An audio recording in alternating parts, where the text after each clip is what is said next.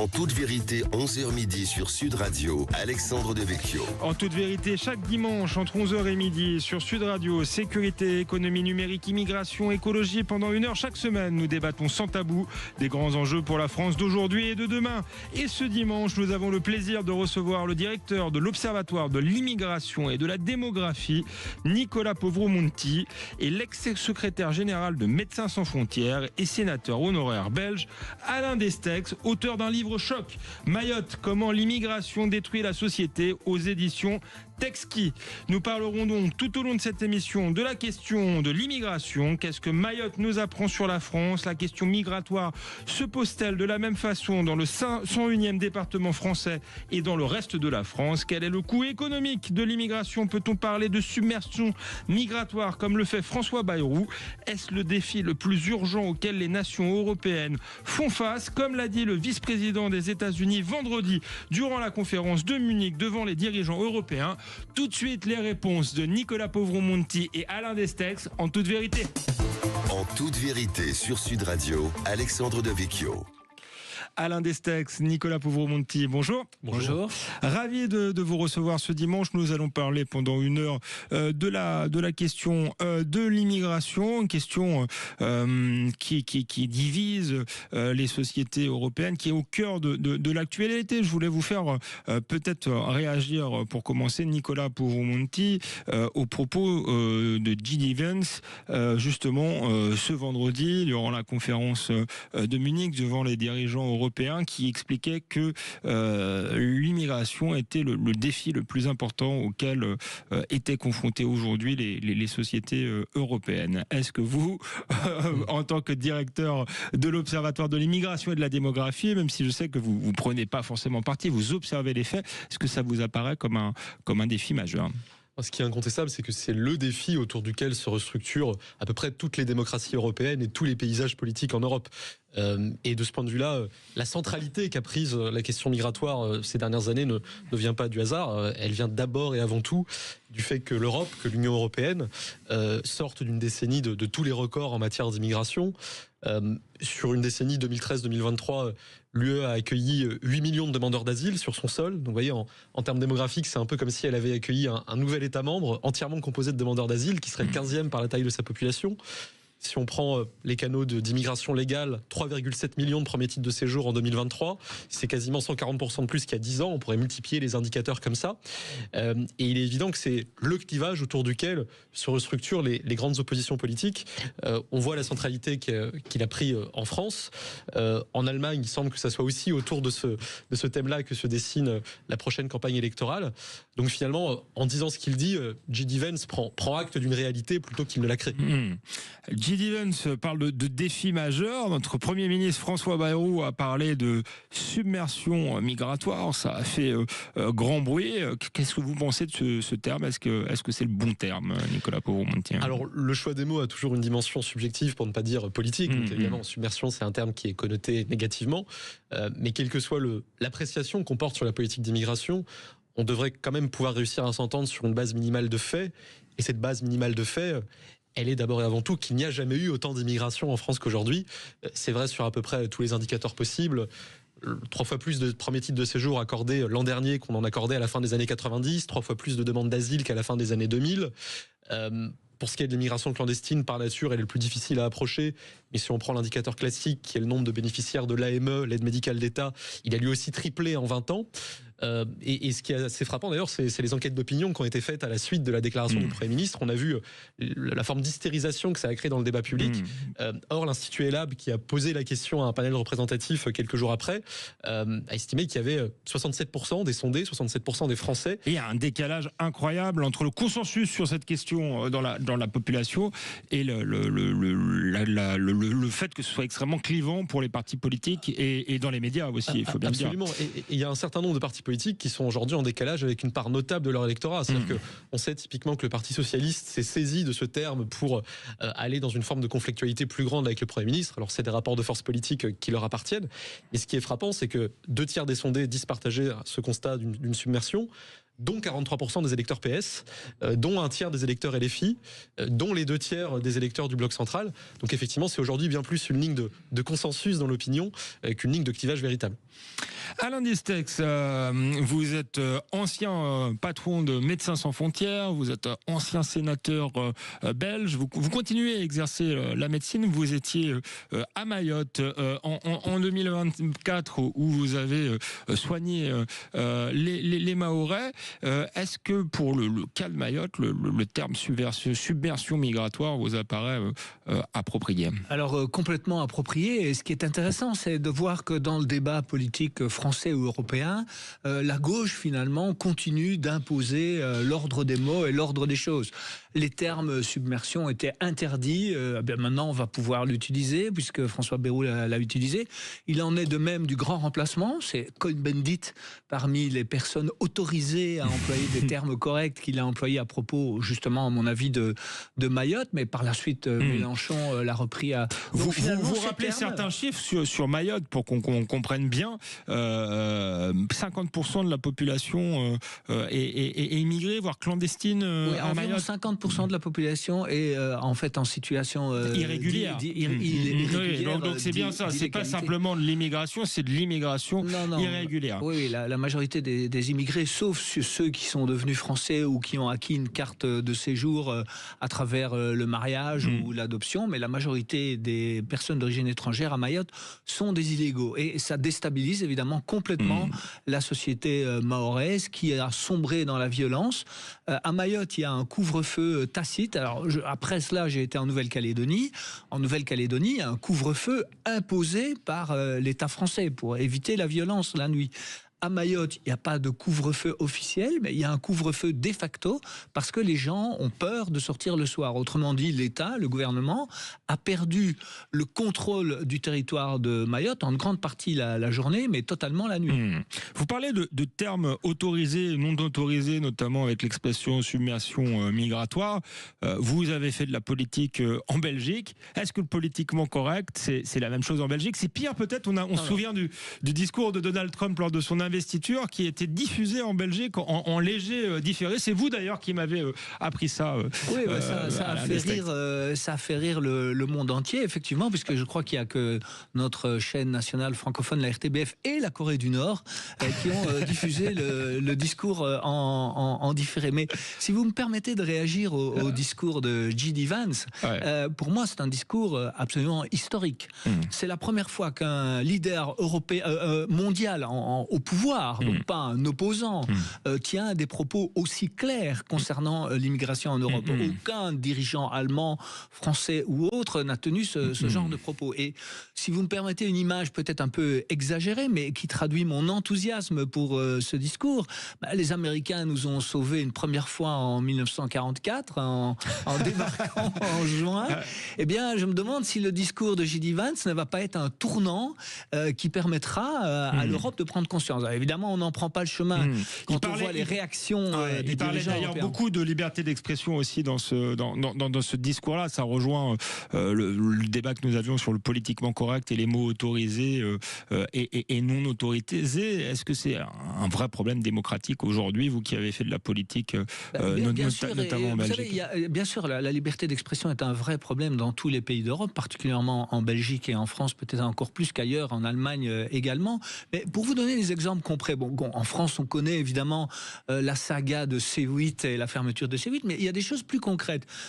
Rumble, je ne sais pas si vous connaissez Rumble, c'est le réseau social alternatif à YouTube. Donc, YouTube est censuré. Si vous mettiez des critiques sur la gestion du Covid ou des critiques sur l'immigration, vous êtes censuré sur YouTube. Rumble est extrêmement connu aux États-Unis, est diffusé dans la plupart des pays européens et est interdit en France. J'invite vos auditeurs à essayer de trouver Rumble, ils vont voir interdit en France. Or, Rumble est devenu le premier réseau alternatif mondial à YouTube. Et récemment, pas plus tard qu'il y a 2 jours, la porte-parole de Donald Trump à la Maison-Blanche a invité Rumble, qui sous Biden était interdit d'accès à la salle de presse, a invité Rumble expressément à poser la première question pour cette conférence de presse. Donc vous voyez, c'est insidieux en fait. C'est pas seulement des affaires très médiatiques comme Rumble, comme C8, ça concerne aussi des réseaux sociaux. J'en profite pour vous interroger là-dessus également, Nicolas Puvvu-Monti, parce que je crois que vous avez été attaqué là-dessus récemment par nos confrères, disant que l'Observatoire de l'immigration et de la démographie était un observatoire d'extrême droite. Je crois que c'est pas, effectivement, vous ne faites pas de politique, Nicolas Puvvu-Monti. Je mets au défi à quiconque de trouver une quelconque prise de position politique, partisane dans ce qu'on produit.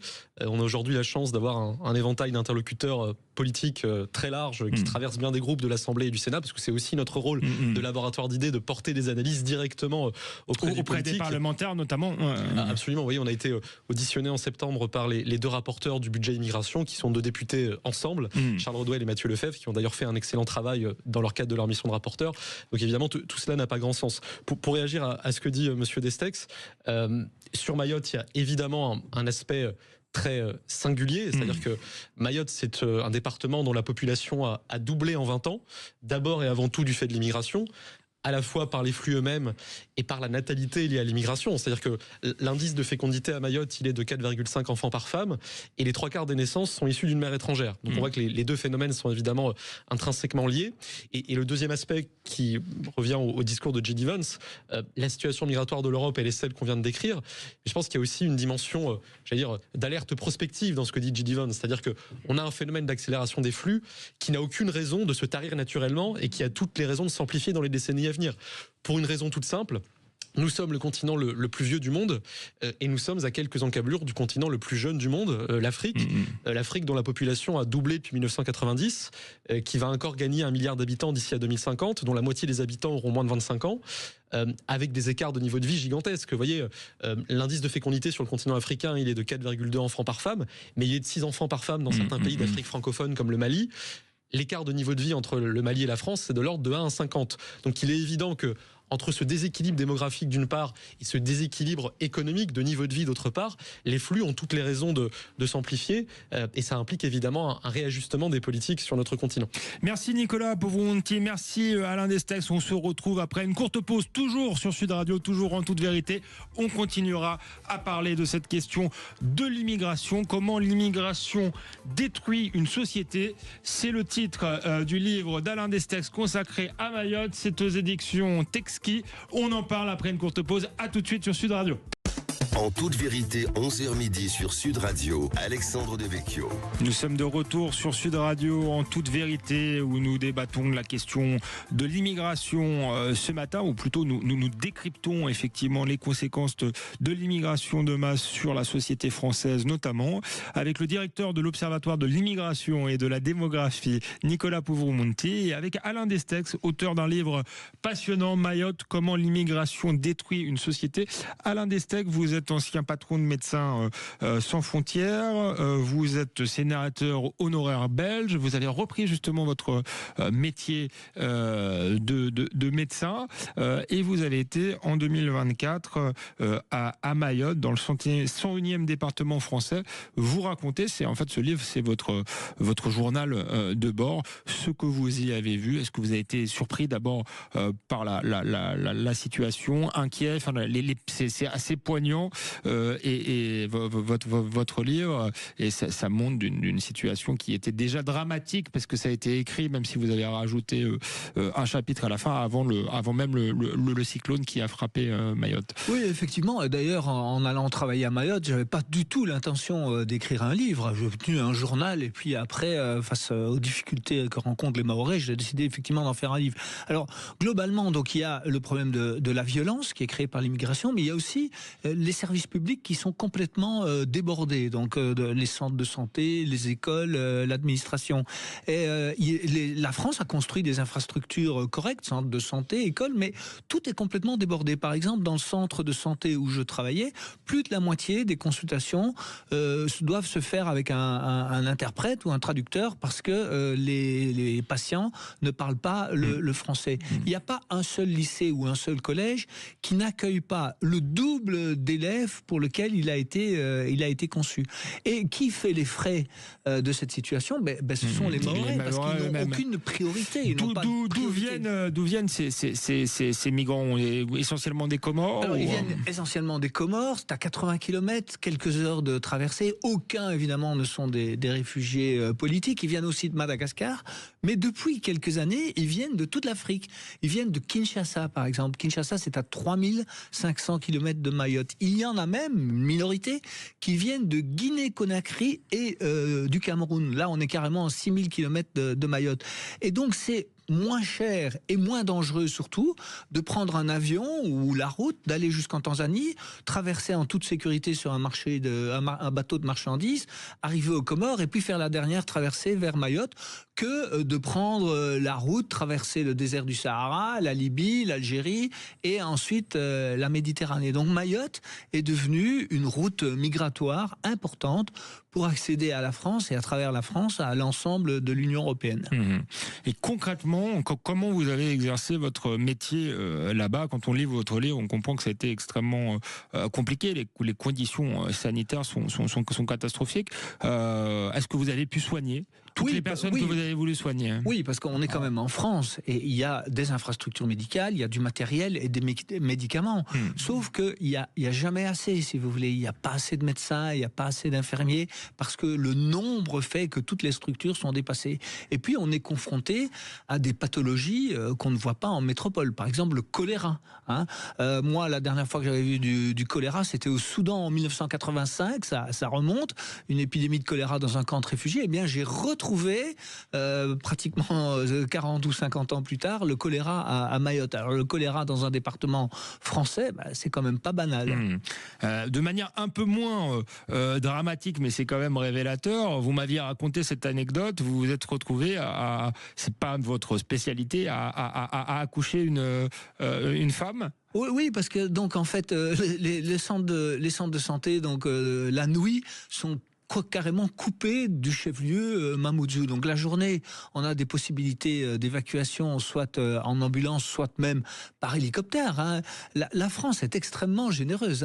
Ça me frappe toujours de voir des personnes... En même temps, c'est un département français. Oui, mais en même temps, elle met à disposition de migrants qui arrivent de pays où le PIB. Donc effectivement, c'est un département français, mais la France est un pays. On entend parfois des critiques en disant c'est pas assez, on fait pas assez. Moi, je trouve que la France est un pays extrêmement généreux. Je signale entre parenthèses que la fameuse AME, l'aide médicale d'État, dont on parle tant pour le moment, les frais de Mayotte et des autres départements et territoires d'outre-mer ne sont pas comptabilisés dans l'AME. C'est important de le dire à vos auditeurs, parce que si on prenait l'ensemble de ce que coûte la migration en termes d'AME, je pense que le chiffre augmenterait significativement. Mais la nuit, effectivement, d'abord les hélicoptères ne volent pas, et souvent il y a des problèmes de sécurité qui font que les ambulances ne peuvent pas rejoindre le chef-lieu. Donc on est amené à faire des actes médicaux qu'on ne ferait jamais en métropole et qui ne sont pas vraiment normalement faits par des médecins généralistes, mais à défaut d'autres médecins, on est bien obligé de les faire. Nicolas Pouvreau-Monti, j'y pense maintenant, parce que ça m'avait frappé à l'époque. Je crois que c'est François Bayrou qui a révélé effectivement cela. On parle beaucoup de la question des OQTF. On sait que de mémoire, 80% des OQTF, ou même un peu plus, je crois, ne sont pas exécutés. Et en fait, les rares OQTF exécutés le sont à Mayotte. Effectivement. Oui. Ça, c'est quand même un chiffre intéressant. Ça veut dire que hors Mayotte, c'est 100% des OQTF qui ne sont pas exécutés. Alors, il y a effectivement un régime particulier à Mayotte à cette zone-là, notamment parce que Monsieur Destex évoquait à l'instant la question de l'AME qui n'existe pas à Mayotte, c'est vrai. En fait, il y a un régime particulier en matière d'immigration à Mayotte sur beaucoup de sujets. Et sur le cas des OQTF, par exemple, le recours contre les OQTF à Mayotte n'est pas suspensif. C'est-à-dire qu'il est possible d'exécuter tout de suite une OQTF, y compris si la personne la conteste. Par ailleurs, les autorités procèdent parfois à des éloignements qu'on peut appeler infralégaux, c'est-à-dire que les gens arrivent dans un ferry depuis Anjouan, en fait on les remet dans le ferry, ça rentre pas vraiment dans les statistiques. Oui, ce qui est interdit ici, si on ne peut plus refouler directement quelqu'un qui traversera la frontière. C'est ça, et même à Mayotte, on est souvent dans une zone grise, mais la situation est telle que finalement l'État laisse faire un certain nombre de choses et par ailleurs l'État prévoit des normes particulières. L'Union européenne ne vient pas contrôler ce qui se passe à Mayotte, en fait. C'est un peu ce que vous Pas de manière dites. excessive et par ailleurs le droit prévoit des adaptations. Par exemple, voilà, pas de recours suspensif contre les OQTF. Ce qui est assez notable de ce point de vue-là, c'est que on a beaucoup parlé ces derniers temps de la possible suppression du droit du sol à Mayotte. Il y a aussi des règles particulières déjà qui existent à Mayotte. Vous savez, il faut que au moins l'un des deux parents soit en situation régulière depuis 3 mois sur le territoire national au moment de la naissance pour que l'enfant puisse avoir la nationalité française à sa majorité. Un élément dont on parle peu et qui fait écho à l'attractivité migratoire dont parle Monsieur Destex, c'est que le gouvernement a présenté ces derniers mois la suppression possible de ce droit du sol comme le corollaire de la suppression d'un autre dispositif spécifique à Mayotte, qui est ce qu'on appelle les titres de séjour territorialisés. Alors, c'est un peu technique, mais ça a beaucoup d'implications. Oui. En fait, il y a un certain nombre de titres de séjour qu'on donne à Mayotte qui ne sont valables qu'à Mayotte. Et c'est ce qui permet notamment de limiter malgré tout l'attractivité migratoire de Mayotte, parce que si on a un titre à Mayotte, ça ne permet pas de se rendre librement en métropole et sur le continent européen. Voilà. Or, ce que nous dit le gouvernement, c'est que si le droit du sol est supprimé ou réformé à Mayotte, on supprimera le caractère territorial de ces titres de séjour, et en fait il faut prendre la mesure du risque migratoire que ça implique. C'est-à-dire que les gens pourront prendre l'avion pour arriver à Paris ou n'importe où en France. C'est-à-dire qu'un titre de séjour accordé à Mayotte vaudra pour tout le territoire national, et si Mayotte devient une porte d'entrée vers la France métropolitaine et vers le territoire européen au sens large, en fait on prend le risque d'ouvrir un nouveau Lampedusa en plein océan Indien. Et de ce point de vue-là, le rééquilibrage relatif qui serait apporté par la réforme du droit du sol mérite quand même d'être regardé de façon un peu distanciée, parce que le droit du sol est un facteur d'attractivité, clairement, à Mayotte comme en métropole, mais le principal facteur d'attractivité, c'est l'écart gigantesque des niveaux de vie entre Mayotte et les territoires qui l'entourent, et en particulier avec les Comores.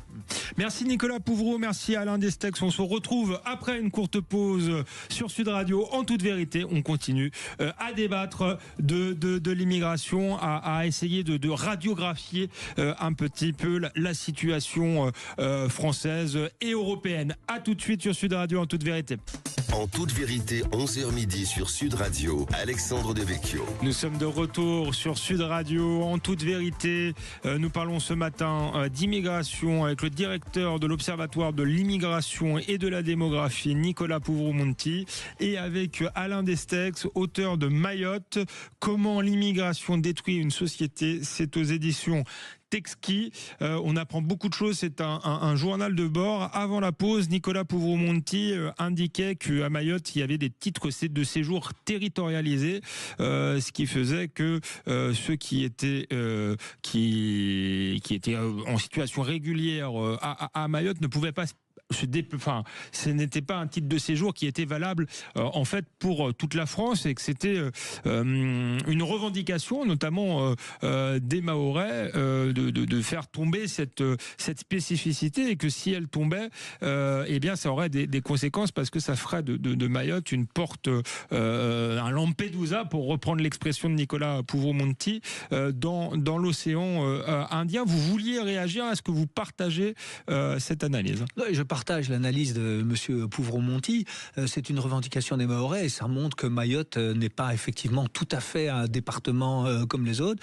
Mais effectivement, si cette mesure était levée, alors là, pour le coup, on aurait une véritable submersion migratoire, non seulement de Mayotte, mais de la Réunion et plus généralement de Nicolas la France. Pouvreau-Monti, je vous redonne la parole tout de suite à Alain Destex, mais à la pause, vous nous disiez que ça avait déjà des conséquences.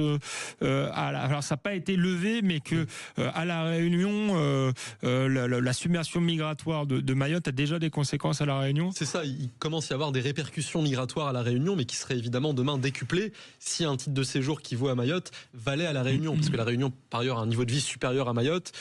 C'est un grand département, et par ailleurs, c'est quand même beaucoup plus proche de Mayotte que ne l'est la métropole. Donc localement, les élus réunionnais sont vent debout, y compris des élus affiliés nationalement à des partis opposés à des mesures plus restrictives à Mayotte. Des élus LFI, pour être tout à fait clair, qui sont contre l'immigration à la Réunion, si j'ai bien compris. Je vous redonne la parole. Il faut dire les choses clairement. Parlons vrai, c'est le slogan de Sud Radio. Donc on parle vrai dans cette émission.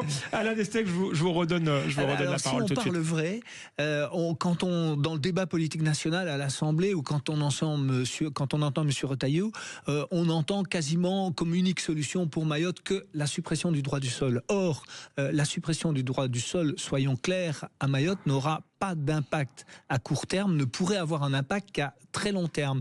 Ce n'est pas la solution au problème migratoire de Mayotte. Il y a des choses beaucoup plus immédiates, beaucoup plus concrètes qui peuvent être entreprises par le gouvernement. Je vous en cite 3 brièvement. Premièrement, refouler les bateaux sans leur permettre d'accoster à terre et de faire un tri à terre. Parce qu'aujourd'hui, un tri est fait lorsque les bateaux sont abordés, et il y a à peu près 40% de ceux qui arrivent qui ont quand même le droit de rester. La deuxième mesure, ce serait de permettre à la gendarmerie et aux forces de police d'aller dans les bangas, dans les bidonvilles, et d'arrêter les illégaux à l'intérieur de chez eux, ce qui est interdit pour le moment. Et la troisième mesure dont on ne parle jamais, qui est la suppression de la polygamie et des bébés papiers, qui est un phénomène extrêmement répandu à Mayotte. Pour une femme étrangère qui arrive à Mayotte, le meilleur plan, si je puis dire, c'est de se faire un enfant par un Mahorais, parce qu'automatiquement l'enfant est français et la mère obtient un titre de séjour.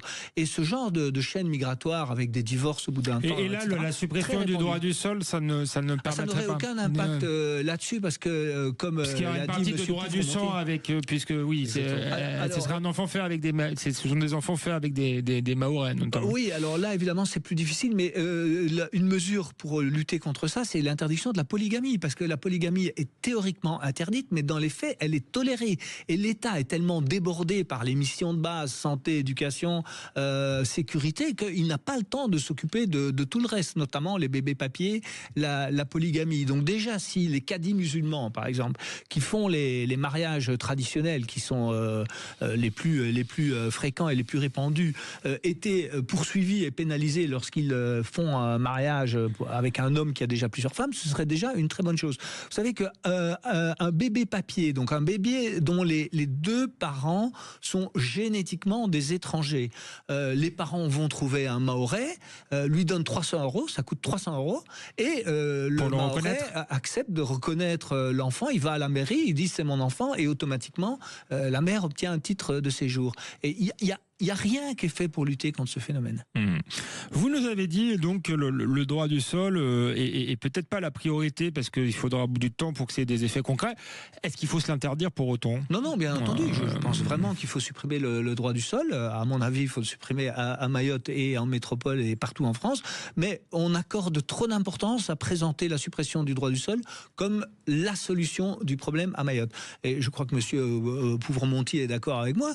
Ce n'est pas la solution. Ça aura un impact à moyen et long terme. Les facteurs d'attraction pour venir à Mayotte, c'est le système de santé, la santé quasiment gratuite pour les migrants, les écoles gratuites également jusqu'à 18 ans, et malgré tout un niveau de vie qui est 10 fois supérieur à celui des Comores ou de Madagascar. Et paradoxalement, on pouvait penser qu'éventuellement, après le cyclone, des migrants retourneraient aux Comores. Eh bien, c'est pas le cas. Les flux migratoires continuent, et il y a au contraire des Comoriens qui profitent de cette situation, où l'État est encore plus débordé puisqu'il doit faire face aux conséquences du cyclone, pour venir à Mayotte. Donc là, au moment où on parle, les flux migratoires s'intensifient. Nicolas Pouvremonti, la suppression du droit du sol, est-ce que c'est un débat important à Mayotte, mais aussi en métropole? Ce qui est certain, c'est qu'à partir du moment où on admet que le droit du sol peut être, à côté de bien d'autres choses, un facteur d'attractivité à Mayotte, il va de soi que la question se pose en métropole. Depuis l'an 2000, il y a environ 3 millions de personnes qui ont acquis la nationalité française sur l'ensemble du territoire. Et parmi ces 3 millions de personnes, plus de 700 000 l'ont acquise par le droit du sol. Alors, peut-être rappeler en quelques mots ce qu'est le droit du sol dans le contexte français.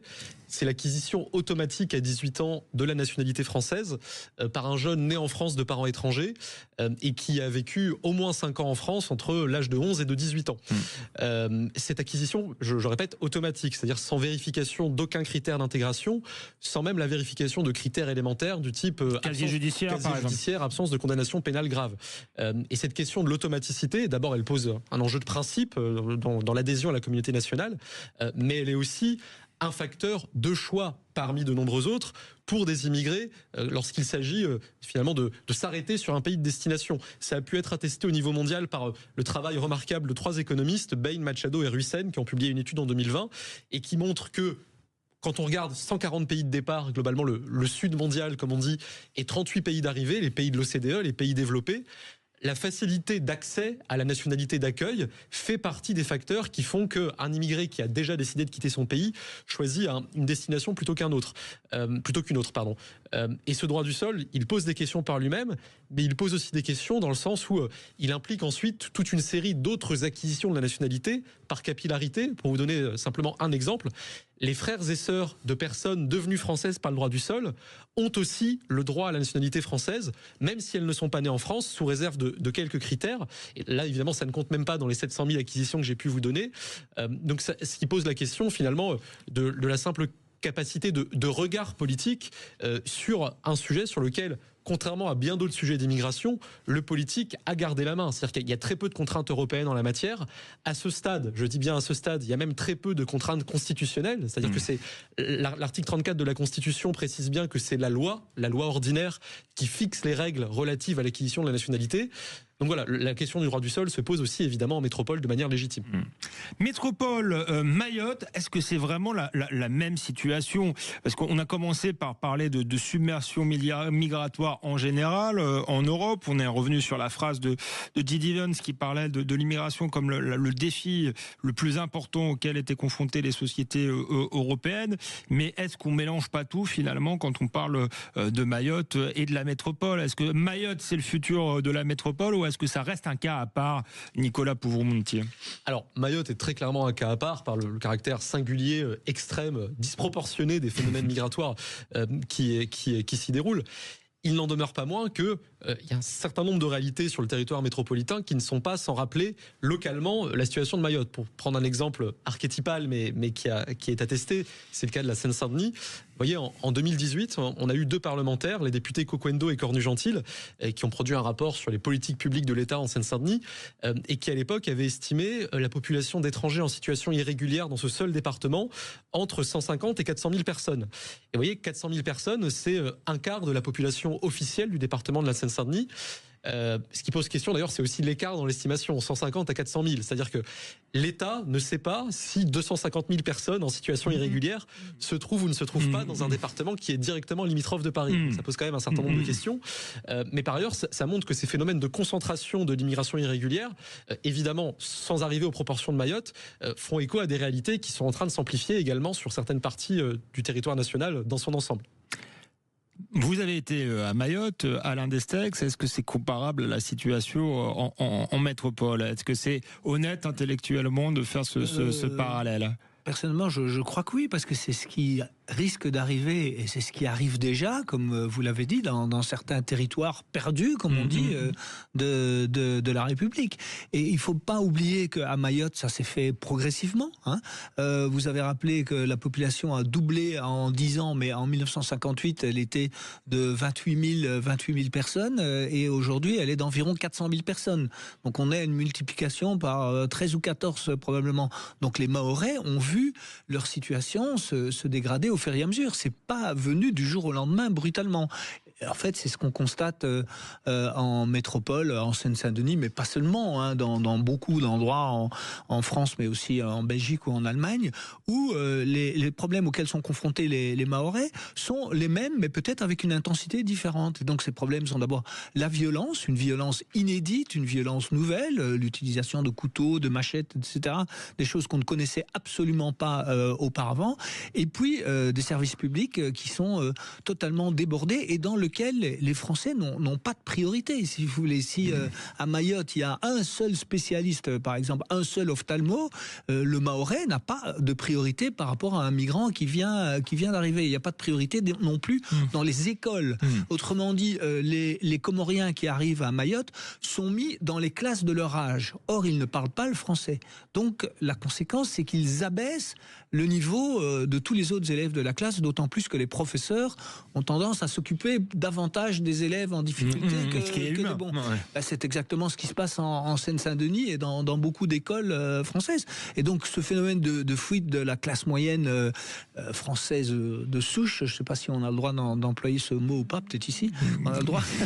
On a tous les droits. C'est de fuir ces endroits, comme les Mahorais fuient les endroits où, selon eux, il y a trop d'immigrés, pour essayer de se concentrer dans les quartiers où ils vont encore avoir un accès aux soins et à la scolarité de leurs enfants enfants correctement. Donc non seulement le bac à Mayotte, les taux sont, je crois, de 20%, les taux de réussite sont, je crois, de 20% inférieurs à ceux de la métropole, mais en plus, le bac est vraiment bradé, si vous voulez. J'ai de nombreux... C'est un peu le cas en métropole, ça pour le coup. Alors s'il est bradé en métropole, je vous dis pas la situation à Mayotte. Il est soldé à Mayotte. Voilà, vous voulez donner. Il est soldé à Mayotte parce que le rectorat fait tout pour essayer d'augmenter un peu les taux de réussite. Mayotte, la France, le parallèle est aussi politique et c'est paradoxal d'ailleurs, puisque la montée en puissance qu'on observe en France du Rassemblement national, on observe la même à Mayotte, elle est même d'une certaine manière décuplée. Et on rappelle que Mayotte est une île où les musulmans sont majoritaires. C'est même une île essentiellement composée de musulmans. Oui, alors là pour moi ça a été vraiment une très grosse surprise. À 97%, la population de Mayotte est noire et musulmane. Et bien, elle vote pour des candidats de droite, 52% pour le Rassemblement national aux élections européennes, et une des deux députées de l'île est une députée du Rassemblement national. Et vous avez parfois une anecdote vaut mieux que de longues analyses. Pendant tout l'été où j'ai travaillé là-bas, les affiches de Marine Le Pen et de Jordan Bardella sont restées affichées sur tous les panneaux électoraux. Alors je vous laisse imaginer à Paris ou dans les villes françaises si les affiches de Marine Le Pen auraient pu rester très longtemps. Donc voilà, cette population, elle est victime de l'immigration, elle vote pour le Rassemblement national. Merci Alain Destex, merci Nicolas Pouvreau-Monti. C'est bientôt la dernière partie de cette émission. Dans quelques minutes, la conclusion dans Toute Vérité sur Sud Radio.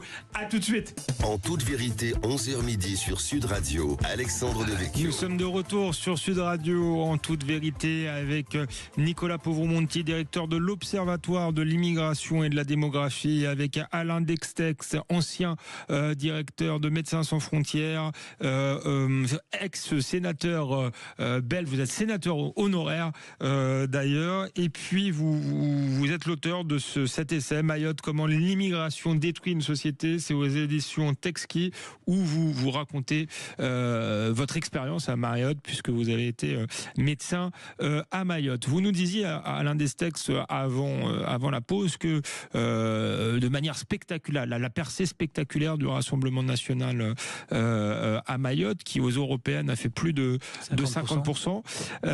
Nicolas Pouvreau-Monti, est-ce que vous avez des éléments justement sur le lien entre l'immigration et le vote, et ce qui est frappant à Mayotte, c'est entre la question de l'immigration et le vote, et ce qui est frappant aussi à Mayotte, et ce que disait Alain Destex, c'est que Mayotte est une île majoritairement musulmane, et donc ça montre finalement que le vote RN n'est pas relié à l'appartenance ethnique ou à l'appartenance religieuse. Est-ce qu'on voit par exemple le vote pour le Rassemblement national aussi évoluer sur certaines parties du territoire français, avec des populations d'origine immigrée qui voteraient de plus en plus pour le Rassemblement national, peut-être par ras-le-bol de l'immigration et de ses conséquences?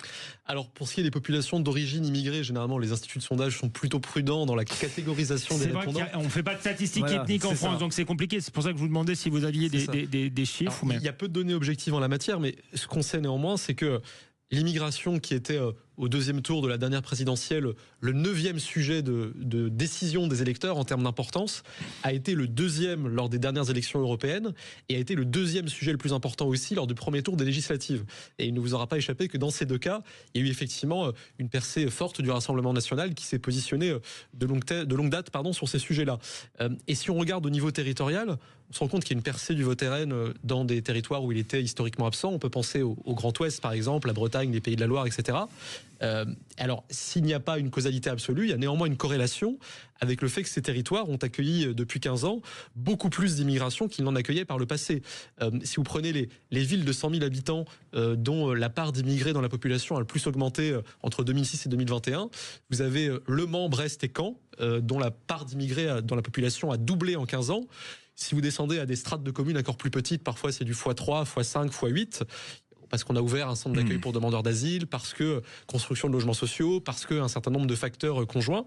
Et il est très probable, voire même absolument attesté, que l'arrivée de la question migratoire dans les territoires où elle ne se posait pas a pu jouer avec d'autres facteurs économiques, territoriaux, un rôle dans la poussée du vote RN dans ces territoires-là. Et y compris, alors là on n'a pas de statistiques ethniques en France, mais peut-être y compris de la part d'une population qui elle-même est d'origine immigrée. Je vous pose la question aussi, Alain Destec, je sais que vous êtes passionné par la vie politique américaine et on avait commencé cette émission sur J.D. Vance et la question migratoire. Ce qu'on a vu aux États-Unis, ce sont les minorités ethniques qui se sont mis à voter, peut-être pas massivement, mais de manière beaucoup plus importante que par le passé pour Donald Trump. Oui, et c'est malgré tout un basculement, parce qu'au niveau des hommes latinos, d'origine latino-américaine, on est à plus de 50% maintenant pour les républicains et Donald Trump. Mais moi, la conclusion que je tire de ce débat, si vous voulez, c'est que l'immigration, ce n'est pas seulement, comme on a tendance parfois à la présenter, comme un problème d'intégration économique ou culturelle, c'est d'abord une question de nombre. Quel que soit le profil ethnique ou religieux des immigrants, à partir du moment où ils sont très ou trop nombreux par rapport à la société d'accueil, ça crée des problèmes quasiment insolubles. Parce que les Comoriens, ils sont ethniquement comme les Mahorais. Ils sont, et là je vous vois sourire, mais parce qu'évidemment c'est l'argument de LFI, sauf qu'ils en tirent une mauvaise conclusion, mais ils sont ethniquement comme les Comoriens et les Mahorais sont de la même origine, ils sont musulmans très majoritairement, mais il n'empêche qu'ils sont devenus, après 50 ans de séparation, ce sont deux peuples différents. Ils sont français. Les Belges et les Français sont pas des mêmes peuples, alors qu'on parle la même langue et on est tous les deux de la même civilisation européenne. Et si des dizaines de milliers de Belges commençaient à déferler sur le nord de la France et saturaient les écoles et les services publics, ça poserait le même genre de vidéo. Donc le nombre est la question fondamentale. Et ensuite viennent les questions économiques et culturelles. La question du nombre, est-ce qu'elle se pose aussi en Belgique? On a parlé de la France, mais on a vu le cas de Molenbeek, le cas de Bruxelles que vous connaissez bien. Est-ce que on parlait de l'Europe, que la question migratoire était un défi pour l'Europe. Est-ce que c'est un défi particulier pour la capitale, en quelque sorte, de l'Europe, qui est Bruxelles? Alors là, vous ouvrez un nouveau sujet. Il va falloir nous réinviter tous les deux. Lui pour les chiffres et moi pour l'expérience vécue. Parce que, mais effectivement, quand j'entends les excellents chiffres de monsieur Poiromonti, est-ce que je prononce bien votre nom? Poiromonti, pardon, excusez-moi. Quand j'entends les chiffres sur la France, en fait, pour chaque chiffre rapporté à la population, la situation belge est pire. Et malheureusement, Bruxelles, je crois que là, on est plus dans une situation comme Mayotte, même si c'est pas la même chose, parce que sinon, on va reprendre cet extrait et dire que je raconte n'importe quoi. Ouais. Mais quand même, on approche dans certaines communes, la population musulmane est déjà majoritaire et les problèmes d'intégration sont majeurs. Et le vote ne se fait plus en fonction de considérations politiques, mais c'est un vote qui est devenu purement ethnique et religieux. C'est-à-dire les Turcs, qui sont aussi belges, votent pour des candidats turcs, les Marocains pour des candidats marocains. Et l'intégration a été complètement ratée. Donc malheureusement, la Belgique est vraiment l'anti-modèle pour la France, si vous voulez. Nicolas, vous vouliez peut-être ajouter, vous avez peut-être des chiffres sur la Belgique, je sais pas encore, mais ça ne saurait tarder. On en parlait tout à l'heure avec M. Destec. Quand on regarde un certain nombre d'indicateurs d'intégration économique, sociale ou culturelle de l'immigration en Europe et dans le monde développé, on se rend compte que la France est souvent en bas de classement, notamment pour ce qui est de l'intégration sur le marché du travail, entre autres choses. Mais la Belgique est souvent nous bat, si je puis dire. On est meilleurs. Pour vous donner juste une donnée, c'est des données de l'OCDE 2020. La part des jeunes nés en France de parents immigrés qui ne sont ni en emploi, ni en études, ni en formation est la plus élevée de tout le monde occidental, à l'exception de la Belgique. La part est encore plus élevée en Belgique. Nous sommes les champions olympiques. Mais voilà, c'est hélas un certain nombre d'indicateurs comme ça. Et peut-être un deuxième point sur ce que disait M. Destec, il y a évidemment la question du nombre, parce que la question du nombre, c'est ce qui commande tout le reste fondamentalement. Mais il y a aussi la question de la distance culturelle, anthropologique, sociale, économique entre la société de départ et la société d'accueil. Et de ce point de vue-là, il y a une singularité française. Nous sommes le pays d'Europe qui reçoit l'immigration la plus largement originaire du continent africain, au sens large. C'est-à-dire que c'est 3 fois la moyenne de l'Union européenne. La population immigrée originaire d'Afrique subsaharienne, par exemple, en France, a doublé depuis le milieu des années 2000. Et ça pose aussi des enjeux spécifiques qui ne se posent pas dans d'autres pays européens où la question migratoire se pose par ailleurs, parce qu'il y a cet enjeu finalement d'écart entre les deux sociétés. Nous saluons tout de même nos amis belges que nous aimons beaucoup.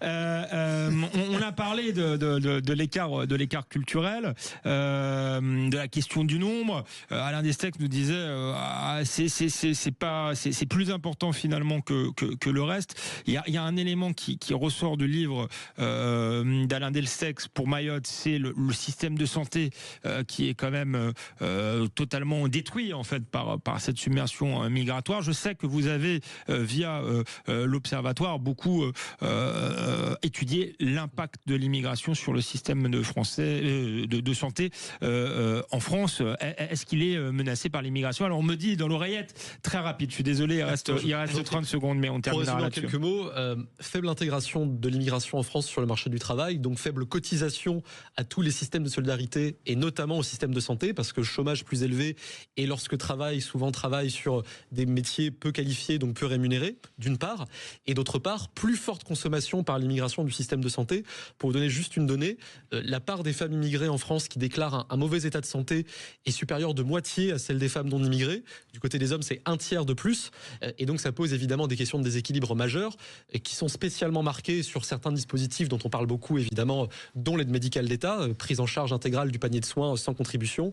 Voilà, donc il y a un enjeu effectivement de déséquilibre généré par l'immigration sur le système de santé français. On pourra vous réinviter pour en parler. On n'a pas eu le temps non plus de parler d'une note qui est passionnante, j'en profite quand même pour le dire, de Pierre Danon, qui a été faite pour l'Observatoire de l'immigration et de la démographie, et qui explique que l'immigration a un coût économique très important, et que c'est aussi, on peut faire beaucoup d'économies, puisqu'il y a des questions budgétaires qui se posent aujourd'hui sur l'immigration, et dès qu'on peut faire 7 milliards d'euros par an, j'arrête parce que nous débordons. Mais en tout cas, c'était passionnant. Merci Alain Destex, merci Nicolas Pouvreau-Monti, et je vous laisse avec les informations, et je vous dis à la semaine prochaine pour un nouveau numéro dans Toute Vérité.